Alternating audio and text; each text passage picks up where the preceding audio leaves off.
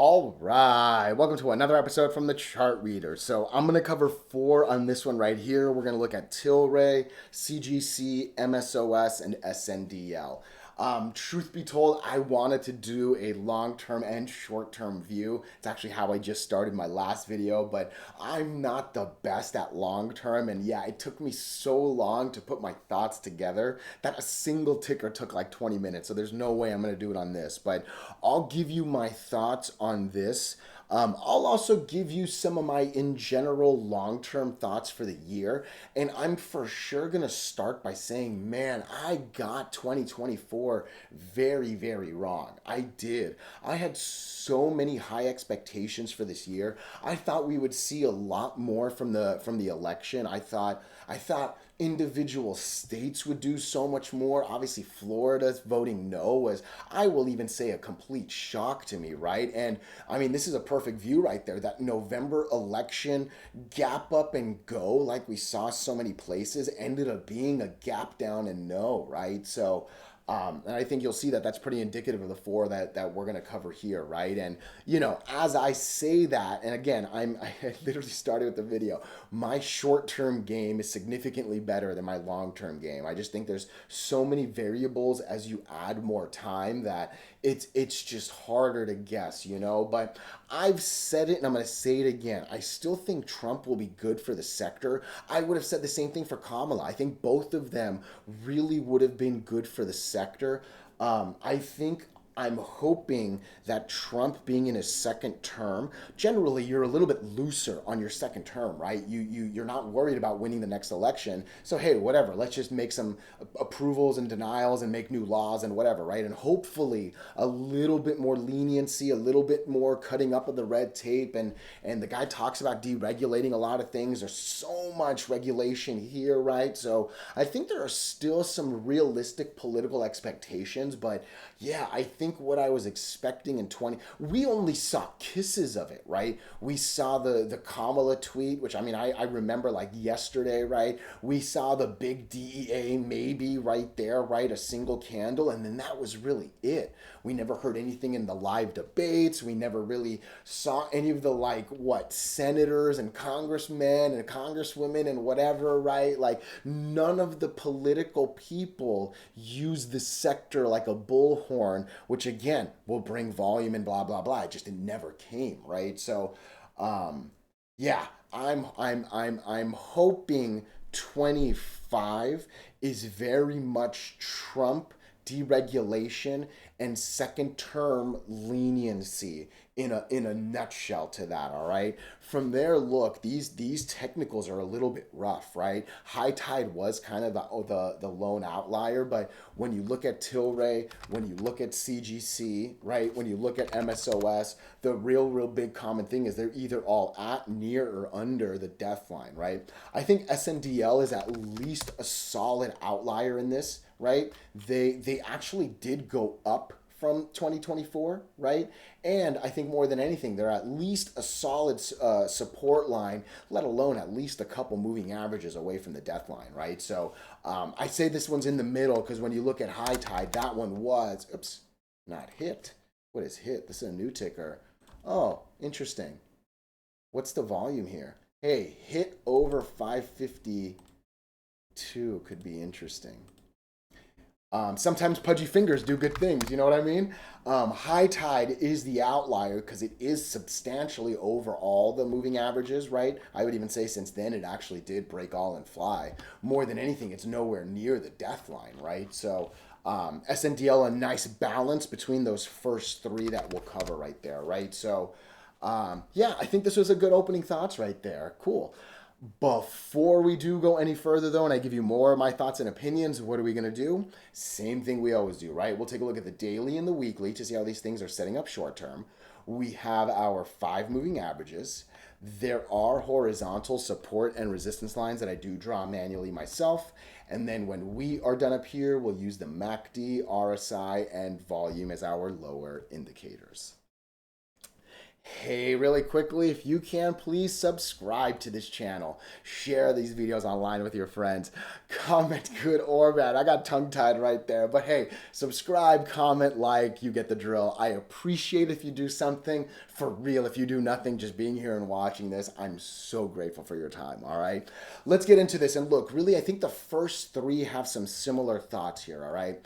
I think the market is way too hot to be looking at tickers that are this low to all-time lows and this tough with the moving averages, you know? What I think needs to happen, and I think it's weird saying this, right? But we've seen so many times when the Dow Jones goes up, right? And the sector goes down. One thing I really want is for this sector to gain a little bit more harmony with the Dow Jones. Obviously, the Dow is going down right now. I am actually really hopeful that the Dow is going to recover because we're seeing some nice attempts with the S&P 500. We're seeing some nice attempts with the Nasdaq. I think if both right, like the Nasdaq's already at least over the 50, S&P is trying to get over the 50, Dow Jones is still down there at the 100 moving average, right? So hopefully those can help bring up and help the Dow Jones, right? But I really want to see a little bit more harmony with them. And end of the day, Dow Jones is still over the golden line, right? All of them are actually still over their golden lines. And I want the tickers to be over the golden lines, not down here near the death lines, right? That said, there's a little bit to be said, and it's one of my favorite rhymes, right? There's a lot of red, red, red, red, red when you start to lose the death line, right? I call it the black hole vortex. I always say you're going to lose 20%, then another 20%. If that ends up happening like it did here, there's a lot of red, red, red, red, red that can quickly fill to green, green, green, green, green, right? So there is some risk reward in playing down here. Personally, I'll say this, and really, I think it's been the theme for Tilray. I mean, since the DEA pop, if Tilray can get over the 200 moving average, this purple line right here, oh man, there are some real big, real fast, real red, red, red, green, green, green, red, red, red, right? Like there's a lot of crazy fast up and down if we can get over the 200, right? I keep lowering this line, and I think I'm going to lower it again right now. I think we can put it right here. Basically half of that. Looks like it was the bottom of that. I like that right there. 182. I would love Tilray over 182. And realistically, for the time it would take to get to 182, I could see the Dow Jones recovering, bouncing, getting over and going, right? Because even the Dow Jones has its own little green, green, green, red, red, red. It could green, green, green on up, right? That we're hoping for. So that's really my favorite thing that could happen here. That said, hey, look, if you can break the 50, you'll go to the 100. If you can break the 100, you'll go to the 200. And there are some relatively decent channels between those, right? So, hey, maybe we can go from this 145 to like 150, 160 something, right? Maybe from there we can go to 175. Really filling those little channels isn't that bad a percent, right? But personally, I'd love to go from 180 to 2 something right there, right? That's a trade for me. And look, there's no such thing as safe, but like I said, red, red, red to green, green, green, right? So that's really my Tilray thoughts. I'll say things are looking a little bit better down here, mainly on the MACD and the RSI. We do have the green over red. MACD is positive and definitely a decently healthy number, right? But I think I'm not a big fan of this up here. And really, I'm not liking this volume. I'm seeing far more red candles than the green ones in the volume area, right? It's really weird to see the price go up as the indifference is this much, right? But hey, nonetheless, I think it's more about up here than down here at the moment, okay? So yeah, I think that's not bad right there. Where are we on the weekly? Yeah, I think same thing. I think 182. Look, now that I see this, the better line really probably is around the twos, right? Maybe it's probably around right there at 211. I think 211 would really be the better line, but yeah, I still think 180 is a good line because that'll at least get you over the 50, and hey, maybe start making your way on up. I think that's a decent line right there. I do. I don't know. I'm thinking right now, do I have to move it down? Is what's happening before I go to the next ticker. What does 179 look like? Let me go on the weekly right there. I think I like 179. I'll tell you why. Again, I don't know the math about these lines, right? But this thing was a lot flatter, right? You can see it was just completely flat for weeks on weeks on weeks. We're now starting to go down, and it kind of looks like the slope is speeding up a little bit too. So I think in the next couple days, not that it's not going to go that hard, but like I think we'll come into like the low 170s, and I think that 179 line actually won't be that bad, and I think that'll take into account the weekly channels right there. Cool. That's Tilray right there. That was a lot easy. Let me see if I can do a little bit of long term and not mess up this video right here. I don't like this monthly chart. We're below all the moving averages on the monthly. This monthly is saying, hey, maybe we can get to 162, maybe 190. But what I'm seeing is a lot of failing of the 8 moving average. And what was the 8 to 20, 8 to 20, 8 to 20 is now more just fail the 8, fail the 8, fail the 8. So I don't even know if 162 is going to break on this thing. You know what I mean? So that's not a good monthly. And yeah, really look, there's a lot of red that can for sure go to green. You don't need the first green one to, oh man, that like 1, 2, 3, 4, 5, 6, 7, 8. Okay, next year we'll see where the 8 moving average lies. There is no 8MA right here, right? But where's the quarterly? I don't think that's a good chart to look at. There's not much to look at there. Look, 179 is a really important number. Look at that. That's 87. Man, I'm not good at long term. I'm gonna stop talking, I think. I think it's gonna be real hard to get over $2. I do. I think the monthly and the quarterlies are saying that. I think that 187 is gonna be tough. If this thing can get over the $2 range, that's where some things will be interesting, you know? And as I look on the daily,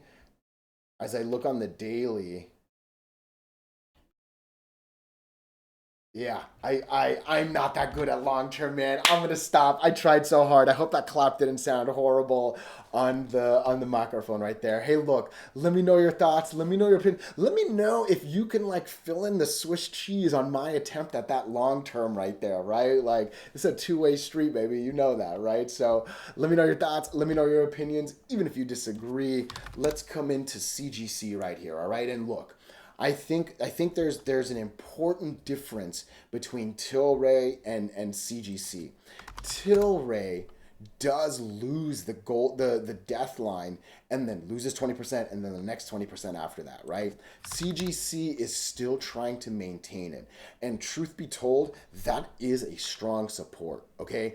I like no stock wants to fall into the black hole vortex of death, right? No stock wants to lose all-time lows. I sincerely believe that they do their best at that line. I think it's the same thing with like the resistance at the gap fill, right? It's just is some lines are a little bit harder to break up, some lines are a little bit harder to lose down. This is a very hard line to lose down, and I think that's what we're seeing here, okay? If we lose 280, that's when I would expect us to lose 20%. Roughly speaking, that's 60 cents. So after 280, I would expect to 222. Oof, that was hard to do the math. That was embarrassing, right? 30 cents. Did I do the math right? 60 cents. Yes, sorry, questioning myself. I did so bad on the Tilray long term. I think I've like shaken myself. And then after that, another 20% from there, right? What the goal really is look, if I will actually set this alert because I like this channel right here. If this thing can get over 308, I think 308, look, an alert is not an immediate buy notification. It's definitely a come check it out. I think if we can get over 308, there's a real good reason to think it might run to 370 something. And that's actually a 20% channel right there, right? That's more than 60 cents up right there.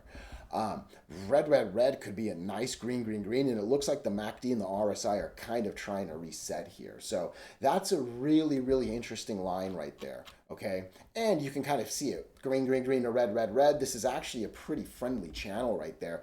And we did the exact same thing. I don't know if we're going to get over the 50 moving average. I think what needs to happen is the Dow Jones needs to do a nice little bounce right here and recover. And hey, hopefully we see a little bit more of like political love from either the states or the feds, right? But I could see that 20% channel hitting. We are seeing a good struggle with the 50, right? Since we lost it back in June, no, May even, right? We've struggled, we've struggled, we've struggled, we've struggled. We've tried, we've struggled, we've struggled, we've struggled, we're nowhere near it, right? So I wouldn't assume we'll get over that, but hey, that's not a bad 20% move right there. Where's the weekly at? Yeah, I think there's no extra thoughts to gain. I think the one thing is, hey, maybe the weekly is saying maybe we can push that. Maybe we can even wick a little higher and maybe even try to get towards like 410-ish. But I still think that's a pretty good line because, again, you go away from the 8, maybe you'll come back to the 8, and then we'll see what happens, right? So watch the Dow Jones. Hopefully that holds. I like this 20%. And hey, look, from there to there, there's a nice little move. There's a nice little channel right there. And again, another little red, red, red, green, green, green, red, red, red, So there's some interesting little spacing right here, right? But I think more than anything, I'm not liking stocks at the moment that are under all the moving averages when we're seeing the indices flying above all-time highs and this and that. You know what I mean? So cool. Let me know your thoughts. Let me know your opinions. Even if you disagree, I'll do MSOS right here because it is a kind of the exact same thoughts again. Look, I think we're way too below the moving averages. I do. You can actually see this did lose the first 20%, right? We went from 4, basically every 10% is 50 cents, right? 49. We lost that dollar. We went from 5 to even lower than that, right? So um, the death line does bad things. I sincerely do believe that. But just like I said with CGC, we are doing a pretty good job over the 20 moving average right now. That's a good candle over it. I like that gap up. I like that this candle is at least over 50%. I would say 50% is about right there, right? 399. As long as MSOS is over 4, I think there's a real good reason to believe there's a good shot to go to 480. That exact same 20% gap, 20% gain right there, right? If we can break that, I think there's a good chance that it can go to 588. Okay, I think again, just like CGC, you gotta respect the fact that we've only gotten over the 50 moving average once. That's a tough line right there, right? But the spacing is there. There's a gap right there. There's reason to look at this. And I think arguably MSOS is a little bit better than CGC only because it's actually at least over the line, whereas CGC, right, we're still actually under the line, right? So with MSOS, I think I'm going to set myself an alert. I actually would really like it right there. I think 411 was a good click. Again, not an immediate buy notification, but I'm seeing green over red on the MACD. RSI's at a decent 60 something. And yeah, just give me a little bit of volume. I think filling that and filling that might bring some eyes, attention, and volume, right? So, cool. What's the weekly look like? What number is that? Dang, I probably should have set my alert for 416. That's what I would like to have done. I'm going to go back and edit that real quick. But yeah, instead of 411, I'm cool waiting for the 8 here to break, right? And then from there, I'm still targeting the same number. Couple pennies for, again, there's no such thing as safe, but that's what I would see in my head, right? So yeah, I'm going to go back and edit it. I just don't want to show the rest of my alerts, right? So cool. Let me know your thoughts. Let me know your opinions, even if you disagree. I think the last chapter is going to be SNDL. And SNDL, like I said in the opening thoughts, this is the nice in between, right? I think high tide was the strongest since it's well over all the moving averages, well over the golden line. I thought that Tilray, CGC, and MSOS were a lot tougher. They were either at, near, or below the death line, right? SNDL is in between those two extremes, right? It's not quite over all the moving averages. It definitely almost lost all the moving averages, but hey, support did the job, got us right back in. And I mean, there's reason to think that we might be at least trying here. And again, more than anything, this one did do better in 2024 than that first tranche of 3 right there, right? So I think the one difference between all that said, right, as much as I like this one more than those other three, I think the other three are a little bit smoother because I just don't like the spacing between these lines as much as I did the other ones. It's kind of funny to say that this SNDL chart is actually better than the other ones, but I think the other ones are a little bit better to trade on this shorter time frame. You know what I mean? But look, I think what right now what matters for SNDL is this line. I can't really move it because I don't really want to go much lower because I want to get over that 200 and I want to do it well and go, right? I think arguably I should raise the line to probably that. Again, I think for a couple pennies, there's no such thing as safe, but now you're talking about the top of that, almost the middle of that. I like that 215 line. I love SNDL over 215. My only problem and concern is that's a tough cluster of three moving averages, and it's the three tough ones, right? So, um, yeah, yeah, there's not too much. Look, MACD RSI ain't bad. Volume, I would say, is substantially getting better, right? What was just a sea of red, right, is starting to kind of get a little even better than it was in this little moment right here, right? I think I'm seeing a little bit more consistent green, arguably as good, I think you can say, right? So just give me a little bit more. If we can get something like this, that would be awesome, right? But yeah, we need to get over this cluster. I would say getting over is breaking 215 right there. I would say on the flip side, right, we cannot lose 174. Almost lost, didn't confirm. Doesn't count, doesn't count. Hopefully, not hopefully. We then go up, use it as support, and go, right? So that was a really, really good use of that line the first time. I don't want to have to talk about us using it again, right? So let's see how we do right here. Get me over that. And like I said, my next line up is basically 290. And look at this thing, right? That's a, look at that home. Look at just even from back here, right? Just a sea of red, red, red, green, green, green, and nothing, nothing, nothing, right? So that is where I love this. Again, I legit like SNDL's chart right here on the daily more than those three I covered in the beginning. Those three in the beginning are just a little bit easier to trade at the moment because of that spacing, all right? What's your weekly look like? So the weekly is arguably saying right there around 210. I'm cool because right, obviously that's over the lines. I'm gonna want a little bit more. I don't think it's bad going right there. Maybe that 213 line was actually a good line. I'm okay with it. You get the point. Let me know your thoughts. Let me know your opinions, even if you disagree. Oh, I appreciate you so, so much.